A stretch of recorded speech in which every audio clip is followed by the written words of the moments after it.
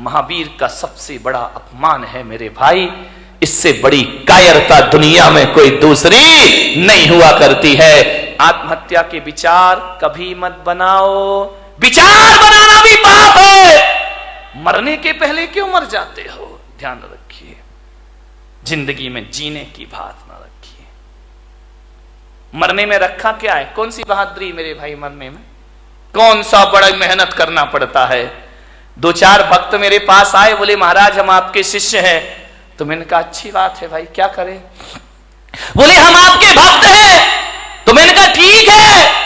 बोले आप आदेश करो। मैंने कहा क्या आदेश करूं। बोले जो आप कहोगे वो काम हो जाएगा। मैंने कहा तू मेरा शिष्य बन के क्या करेगा। बोले आपके लिए अपनी जान दे दूंगा, सब कुछ अर्पित है आपके लिए, तन अर्पित है, मन अर्पित है, जीवन अर्पित है। मैंने कहा जीवन नहीं चाहिए मुझे, तन नहीं चाहिए मुझे, मन नहीं चाहिए मुझे। तो बोले महाराज आपको क्या चाहिए। मैंने कहा मैं अपने भक्तों में ऐसे भक्तों को, ऐसे लोगों को मैं अपना भक्त नहीं बनाता हूं जो मेरे लिए जान देने को तैयार है। अरे मेरे लिए मरने को तैयार मत रहो। सच्चा भक्त यदि मुझ पे मर जाएगा तो वो सच्चा भक्त नहीं होगा। अरे महावीर भगवान को मरने वालों की जरूरत नहीं, महावीर भगवान को तो जीने वालों की जरूरत हुआ करती है। धर्म के नाम पर जियो मेरे भाई, धर्म के नाम पर मरो मत। महावीर ने नहीं कहा कि धर्म के नाम पर मरना, महावीर ने तो कहा है धर्म के नाम पर जीना। मरना कोई बहादुरी का काम नहीं है, 2-5 मिनट का काम है। एक फंदा लगाया, आंखें बंद की, 2 मिनट में जिंदगी खत्म। एक बंदूक लगाई, जिंदगी खत्म। गला घोट लिया, जिंदगी खत्म। मरना कौन सी बहादुरी है। मरने में टाइम कितना लगता है, 1 मिनट, 2 मिनट, 5 मिनट। मिट्टी का तेल डाला, आग लगाई, मर गए। ये कोई बहुत बहादुरी का काम नहीं है। मरने में 2 मिनट लगते हैं, मगर जीने में 100 साल की जिंदगी लग जाया करती है मेरे भाई। जीना बहादुरों का काम हुआ करता है, संघर्षों में जूझना बहादुरों का काम हुआ करता है, विपरीत परिस्थितियों में जीना ये बहादुरों का काम हुआ करता है। ध्यान रखिए मान्यवर, मुझे याद आ रहा है वह व्यक्तित्व जिसने कई बार हार मानने के बाद भी जिंदगी से हार नहीं मानी। ध्यान रखिए, इतने जल्दी जिंदगी से हार जाते हो, आत्महत्या कर लेते हो। नहीं मान्यवर, आपसे मेरा निवेदन है, जिन लोगों ने आत्महत्या की है ना, कभी उनकी कब्रों पे जाके पूछना, कभी उनकी चिताओं में जाके पूछना, जो मर गए हैं उनसे पूछना कि बताओ मेरे भाई तुम्हें कैसा लग रहा है। यदि सुन सको, तुम्हारे कान में ताकत होगी तो भीतर से आवाज आएगी कि जो गलती मैंने कर ली है, ऐ भले मानस, ये गलती तू अपनी जिंदगी में दोबारा कभी मत करना। अपनी जिंदगी को पूरी तरह से जीना, भाव हिंसा मत करना, आत्महत्या के भाव मत बनाना। महिलाओं से खासकर निवेदन है, सबसे ज्यादा आत्महत्याएं महिलाएं किया करती हैं। सहन शक्ति से बाहर हो जाता है। आत्महत्या के भाव मत बना। ये तो बात बात पे बनाती हैं आत्महत्या के भाव। पति ने काम नहीं सुना, सुनो जी तुमने ये नहीं किया मैं मर जाऊंगी। अरे उसने काम नहीं किया और तुम मर जाओगी, सड़े से काम में मर जाओगी। मरो मत।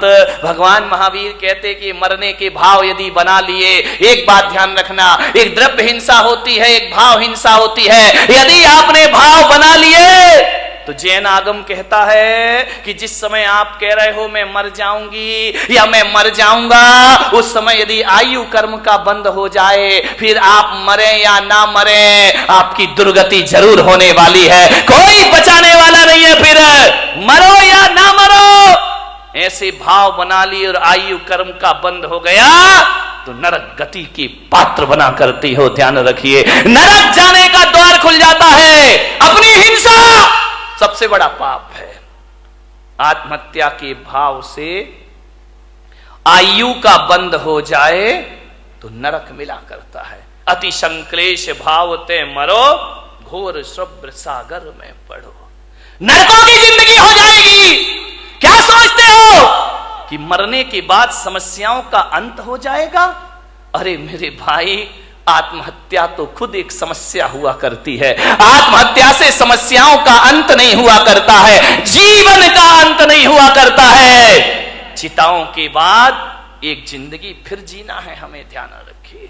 से कायरता है, ये ध्यान रखिए। मान्यवर, जितने भी कष्ट आ जाए ना हमारे जीवन में, तो भगवान से मत कहना मेरे कष्ट दूर करो, भगवान से कहना भगवान और जितने कष्ट आना है आ जाए मेरे जीवन में, क्योंकि अभी मैं मनुष्य गति में हूं, मैं हर कष्टों को सहने की ताकत रखता हूं।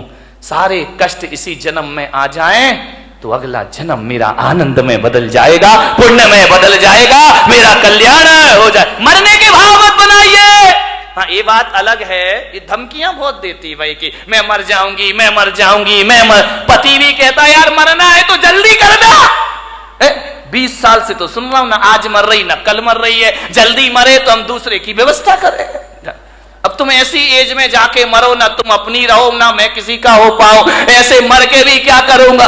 विचार करिए, मत बनाइए ऐसे भाव। हाँ, धमकी तो देना, बिना धमकी के महिलाओं ये सुधरने वाले भी नहीं है। बिना धमकी के तुम्हारा काम भी नहीं होता है। धमकियां दो, जरूर दो। आज से इस पंडाल से एक संकल्प लेकर जाओ, यदि तुम्हारा काम ना सुने तो धमकी दो।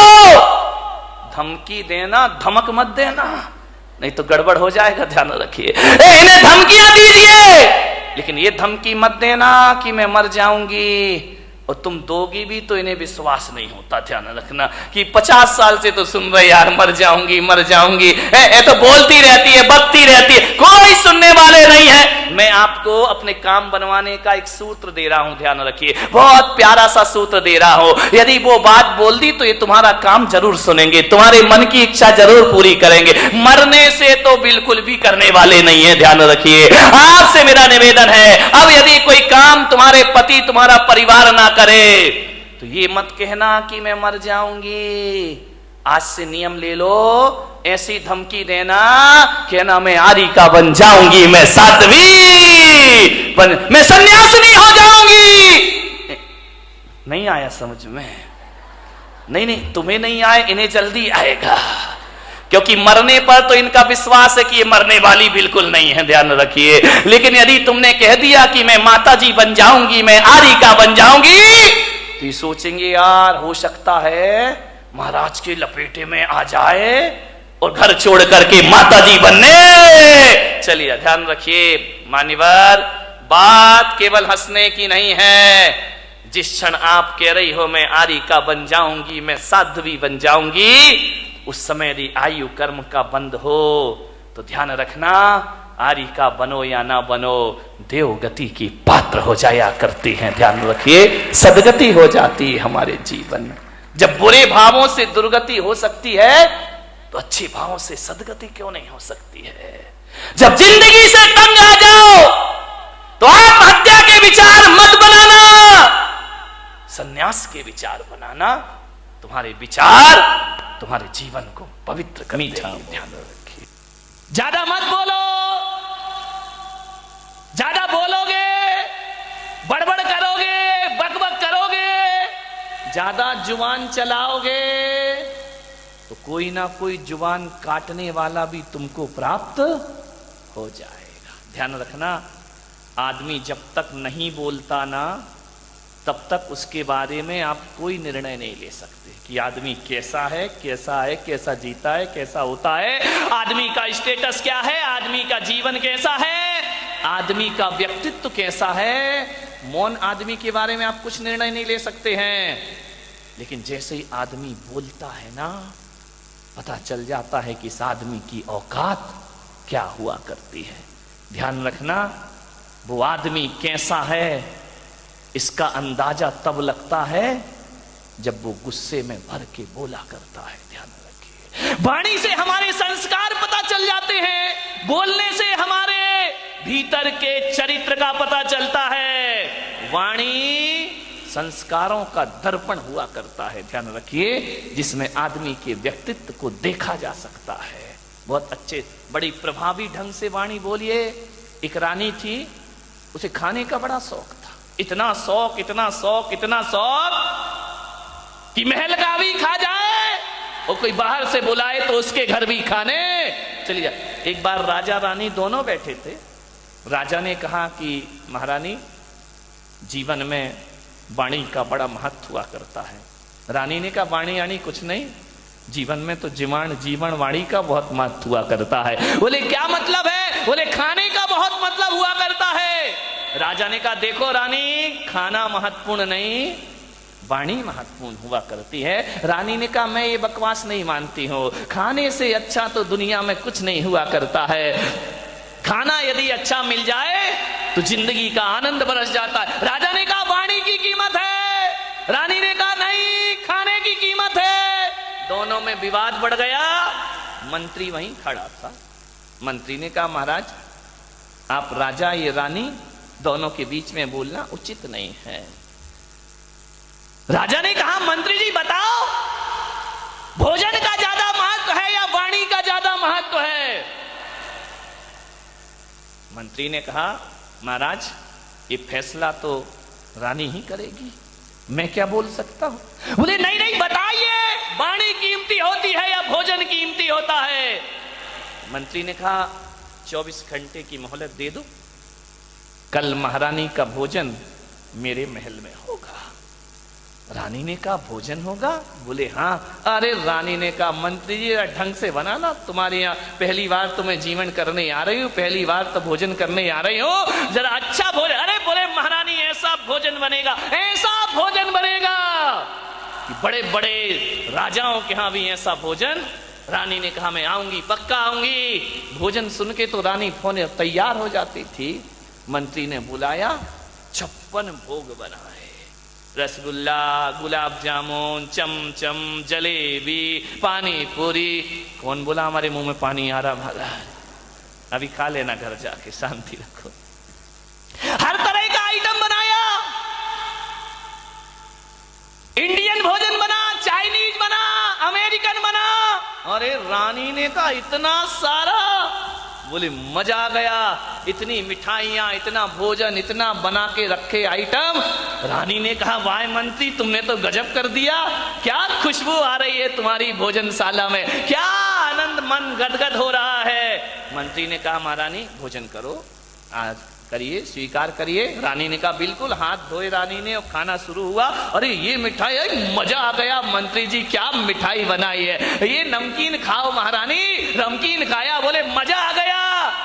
तुम्हारे यहाँ क्या बोलते हैं नमकीन? फरसाण है ना, फरसाण, उससे तो परेशान है सब, ध्यान रखिए। बोले लो महारानी खाइए। खाते गई, खाते गई, खाते गई, ऐसा भोजन उंगलियां चाट चाट के खा गई पूरे रानी। रानी ने कहा मंत्री जी गजब कर दिया तुमने तो। अरे जो रसोइये बुलवाए हैं, कल से इनको महल में शिफ्ट किया जाए, ये सारा भोजन महलों में बनाएंगे। ऐसा भोजन तो मैंने अपनी जिंदगी में कभी किया नहीं। मंत्री ने कहा रानी जी और लीजिए। बोले नहीं नहीं बस अब तो पेट भर गया। बोले नहीं नहीं थोड़ा और ले लीजिए, कल का कोई भरोसा नहीं। परोसा और दिया और दिया, रानी खाते गई, खाते गई। मंत्री ने आखिरी में पूछा महारानी भोजन कैसा लगा? अरे मंत्री क्या बात करते हो, अपने गले का हार निकाला, 9 लाख का हार मंत्री के हाथ में रख दिया। आज तो जिंदगी की बहारें आ गई, क्या भोजन कराया तुमने। रानी जी थोड़ा सा और ले लो। अरे नहीं नहीं बस अब तो फुल हो गया। अरे रानी और ले लो, इतना सा। बोले भोजन तो बड़ा स्वादिष्ट है यार तेरा, लेकिन मैं करूं क्या, मेरा पेट बहुत छोटा है। अरे बोले रानी जी एक तो और ले लीजिए। जबरदस्ती उसने चमचम रसमलाई, बोले एक ले लीजिए, लास्ट में एक। रानी बोली अब नहीं, अब नहीं। मंत्री बोला खा लो रानी, कभी अपने बाप के घर में ऐसा भोजन खाया है तुमने? रानी ने कहा कि बाप के घर में? फेंक दी थाली, अपनी औकात में रहे मंत्री। बोले खा लो, बाप जन्म खाने को मिला है कभी ऐसा भोजन जो आज मेरी टेबल पर लगा हुआ है, खाने के लिए मरी जाती हो। अरे रानी ने कहा मंत्री जुबान संभाल के बात कर, किससे बात कर रहा है? बोले सब जानता हूं मैं, खाने के लिए लार बहाती रहती हूं हमेशा। रानी ने आदेश दिया मंत्री को बंदी बनाया जाए। बंदी बनाकर दूसरे दिन दरबार में पेश हुआ। महाराज इसे फांसी पर लटका दिया जाए। राजा ने कहा अपराध क्या किया इसने? बोले रानी का अपमान किया इसने। मंत्री ने कहा कि महाराज मैंने कोई अपमान नहीं किया, मैंने तो बड़ा स्वादिष्ट भोजन बनाया। रानी ने कहा भोजन तो बहुत स्वादिष्ट था महाराज, लेकिन ये मृत्युदंड का पात्र है, ये अपनी औकात भूल गया कि रानी से कैसे बोलना चाहिए, किस अदब से बात करना चाहिए। फांसी पर लटका दो इसको। राजा ने कहा फांसी पर लटका तो दूंगा महारानी, लेकिन एक बात ध्यान रखिए, ये अपराधी नहीं है। अरे कैसी बात करते हैं आप, अपराधी नहीं है? ध्यान रखो महारानी, कल तुमने कहा था ना कि जीवन में वाणी का कोई महत्व नहीं होता, जीवन में भोजन का महत्व हुआ करता है। एक बात याद रखो रानी कि भोजन कितना भी स्वादिष्ट हो, यदि वचनों में मिठास नहीं है तो भोजन कड़वा हो जाया करता है, भोजन तीखा हो जाया करता है, उस भोजन का कोई स्वाद। रानी साहिबा, वो स्वाद मिर्च मसालों में नहीं, स्वाद तो मीठी वाणी में हुआ करता है। और एक बात याद रखो बारामती वालों, अपने घर में रूखी सूखी चटनी रोटी हो, यदि सम्मान और मिठास के साथ किसी को खिला दी तो 56 भोग से कम स्वादिष्ट नहीं हुआ करता है। और हजारों तरह के व्यंजन बन जाएं, यदि बोलने में सभ्यता ना हो तो वह भोजन जहर के समान हो जाया करता है। ध्यान रखिए, भोजन का नहीं वाणी का महत्व है। अच्छा बोलिए, मीठा बोलिए, तू तड़ाक करके मत बोलिए, आप करके बोलिए। ध्यान रखना, जिन घरों में नौकरों से भी आप कह के बात की जाती है, नौकरों से भी इज्जत से बात की जाती है, तो मैं आपको विश्वास दिलाता हूं आज सबसे बड़ी समस्या नौकरों की समस्या है। महीने भर काम नहीं करता, भाग जाया करता है। ध्यान रखना, लोग कहते हैं कि किसी ने पैसा ज्यादा दे दिया इसलिए वहां भाग गया, लेकिन मैं पुलक सागर कहता हूं कि कोई भी नौकर पैसों की वजह से नहीं भागता है। नौकर यदि भागता है तो हमारी वाणी की वजह से भागा करता है। एक बात याद रखना, नौकर को 2000 रुपए कम दे देना, लेकिन वाणी में मिठास रखना, वो नौकर जिंदगी भर तुम्हें छोड़ करके जाने वाला नहीं है। छोटे लोगों से भी मीठा बोलो, ऐसा बोलो अरे डांटो तो मिठास हो, फटकारो तो मिठास हो। मिठास खत्म हो रही है। मान्यवर, आज बारामती में ज्ञान गंगा महोत्सव का आज का दिन, मैं आपसे निवेदन करता हूं, मिठाई तो हर साल मीठी बनती है, मिठाई तो हर साल मीठी बनती है। आओ इस साल जुबान को मीठा करने की हम साधना करें। ध्यान रखिए, वाणी मीठी बना लें। मिठाइयां भी फेल हो जाती हैं जहां जाकर के। वाणी में मिठास, जरूरी नहीं है कि मीठा खिलाकर ही किसी का मुंह मीठा किया जाए, जरूरी नहीं है कि मीठा खिलाकर ही किसी का मुंह मीठा किया जाए। अरे मीठा बोलकर भी किसी का मुंह मीठा किया जा सकता है। और एक बात ध्यान रखना बारामती वालों, मीठा खिलाने से तो सामने वाले का मुंह मीठा होता है, लेकिन मीठा बोलने से तो अपना भी मुंह मीठा होता है और सामने वाले का भी मुंह मीठा हो जाता है। वाणी की मिठाई बनाओ, मावे की मिठाई से कुछ नहीं होगा, बेसन के लड्डुओं से कुछ नहीं होगा, मोतीचूर के लड्डुओं से कुछ नहीं होगा। मिठाई बनाना है तो वाणी। महिलाओं से निवेदन है, चाय में चीनी डालना भूल जाओ चलेगा। हिंदी समझ है? चीनी, चीनी यानी साकर, तूप, पोई। चाय में, अच्छा चाय नहीं बोलते यहाँ, चाह बोलते हैं। हाँ समझ जाया कर, ऐसी बात है तुमको डायरेक्ट समझ में आती है। चाय में चीनी डालना भूल जाओ, कोई बात नहीं है, लेकिन मैं पुलक सागर कहता हूं कि चाय में चीनी डालना भूल जाओ, लेकिन जुबान में चीनी डालना मत भूलिए, वाणी में चीनी डालना मत भूलिए। एक बात याद रखना, बिना चीनी की चाय, बिना चीनी की चाय शुगर पेशेंट के काम आ जाएगी। ध्यान रखना, डायबिटीज जिनको है वो बिना चीनी की चाय पी लेगा, लेकिन एक बात याद रखना, बिना चीनी की चाय डायबिटीज के पेशेंट के काम आ जाएगी, लेकिन बिना चीनी की वाणी शुगर पेशेंट के भी काम नहीं आया करती है। ध्यान रखिए। आपने आज तक ये सुना होगा ना, किसी को शुगर है, किसी को डायबिटीज है, डॉक्टर कहता मीठा नहीं खाना, शुगर बढ़ जाएगी, मीठा मत खाना। लेकिन आज तक किसी डॉक्टर ने ये बोला कि मीठा मत बोलना, शुगर बढ़ जाएगी। ध्यान रखना, मीठा खाने का त्याग करा देता है, लेकिन मीठा बोलने का त्याग कोई डॉक्टर नहीं कराया करता है। और मैं पुलक सागर आपसे निवेदन करता हूं, यदि आप मीठा बोलना सीख गए तो शुगर से छुट्टी पाने में ज्यादा समय नहीं लग। अपने आप शुगर की बीमारी क्यों होती है? टेंशन से। टेंशन क्यों होता है? कड़वा बोलने से। ध्यान रखिए, मीठा बोलो, मीठा बोलो, मधुर बोलो, शुगर पेशेंट शुगर से मुक्त हो जाएंगे। ध्यान रखिए, मीठा बोलिए, बहुत जरूरी है। मालूम है तुम्हें, दो भाई हैं, दोनों की एक सी दुकान है, एक सा माल है, एक से रेट है, एक से समय पे खुलती है, एक से समय पे बंद होती है, एक की ज्यादा चलती है, एक की चलती नहीं है दुकान। इसको क्या कहोगे? किस्मत? नहीं, मैं किस्मत नहीं कहता हूं। जिसकी दुकान ज्यादा चल रही है, जिस पे ग्राहक ज्यादा आ रहे हैं, उस आदमी का व्यवहार, उस आदमी की वाणी में मिठास होगी, इसलिए लोग उसकी दुकान पर ज्यादा आते हैं। और जिसकी वाणी में मिठास नहीं है, उसके यहां ध्यान रखना